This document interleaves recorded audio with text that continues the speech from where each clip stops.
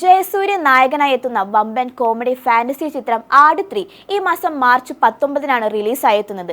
Eid റിലീസായാണ് cinema എത്തുന്നത്. മലയാള cinema പ്രേമികൾ ഏറ്റവും അധികം കാത്തിരിക്കുന്ന ചിത്രമെന്ന നിലയിൽ വലിയ പ്രതീക്ഷയാണ് ചിത്രത്തിനുള്ളത്.